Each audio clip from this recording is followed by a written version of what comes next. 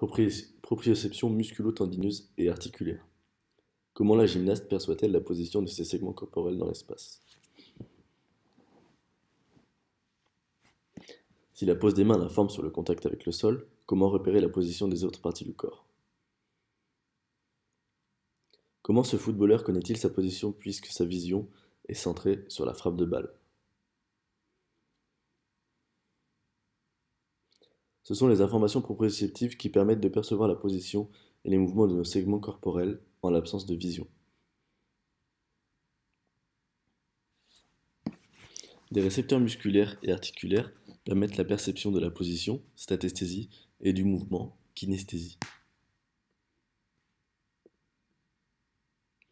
Statesthésie et kinesthésie constituent la proprioception. Les récepteurs musculaires, les fuseaux neuromusculaires, FNM. Les muscles contiennent des récepteurs sensibles à l'étirement. Ils permettent la perception de la longueur des muscles, leur position, et de leur variation de longueur, leur mouvement.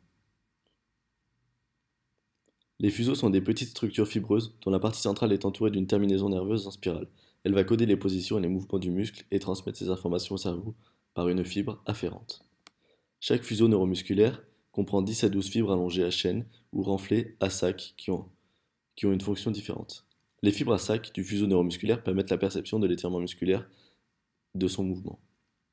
Les fibres à chaîne du fuseau neuromusculaire permettent la perception de la longueur du muscle, donc de la position de l'articulation. Les fibres à chaîne du FNM sont des récepteurs statiques ou toniques. Ils donnent naissance à une fibre nerveuse, la fibre 2. Les fibres à sac du fuseau neuromusculaire sont des récepteurs dynamiques ou phasiques. Ils donnent naissance à une fibre nerveuse, la fibre 1A. Les récepteurs tendineux, le récepteur de Golgi. Les tendons présentent des récepteurs sensibles à la force exercée par le muscle. La contraction du muscle active le récepteur proportionnellement à la force développée. La contraction du muscle tire sur le tendon et active les fibres nerveuses qui s'entremêlent avec celles du tendon. Les fibres nerveuses se regroupent pour former une fibre afférente appelée 1B. Un exemple va illustrer comment le récepteur de Golgi informe le système nerveux sur la force musculaire.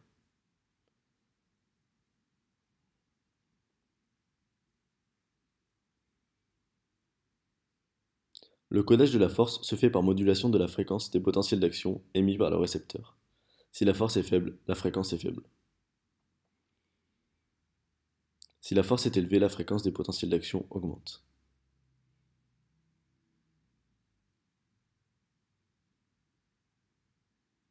Ce processus informe le cerveau de la force musculaire qui sera développée.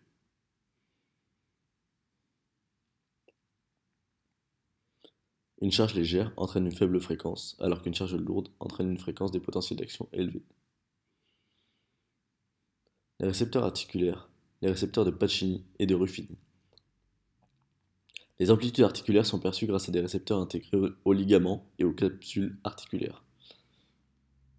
On identifie deux types de récepteurs avec une fonction différente. Le récepteur de Pacini est sensible au mouvement de la capsule articulaire et des ligaments, surtout lors des amplitudes maximales. C'est un récepteur dynamique ou phasique.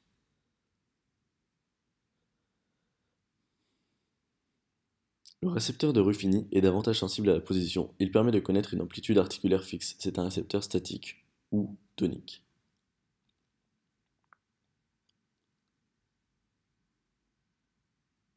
Les récepteurs musculaires tendineux et articulaires ont des fonctions complémentaires pour informer le système nerveux de l'état, longueur et des changements d'état musculaire. Mouvement égale changement d'état. Tant qu'il y a mouvement, les récepteurs phasiques sont actifs. Un changement d'état correspond donc à une information de vitesse. En fin de mouvement, les récepteurs toniques codent la nouvelle position en fonction du degré d'étirement du muscle.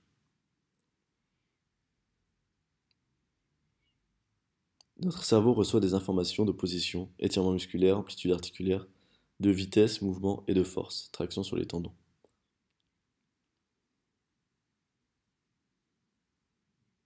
Les voies nerveuses. Les récepteurs de la partie inférieure du corps donnent naissance à des nerfs qui rejoignent la corne postérieure de la moelle épinière. Ils se dirigent vers le cerveau pour enregistrer des informations proprioceptives par la voie de Gold. Ceux de la partie supérieure rejoignent également la corne postérieure de la moelle, puis le cerveau par la voie de Burdache. Les fibres de la partie gauche du corps passent du côté droit du tronc cérébral après un relais dans les noyaux de Goll et de Burdache. Celles de la partie droite effectuent un trajet inverse. Les voies nerveuses traversent les étages du tronc cérébral avec un nouveau relais dans le thalamus. Les informations de la partie inférieure du corps sont enregistrées dans la partie supérieure du cortex pariétal. Les informations de la partie supérieure du corps sont intégrées à la partie inférieure du cortex pariétal.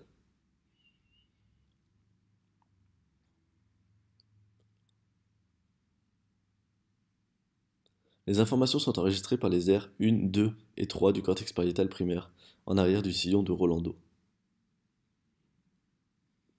La proprioception informe sur les positions, statesthésie et les mouvements, kinesthésie, des différents segments corporels.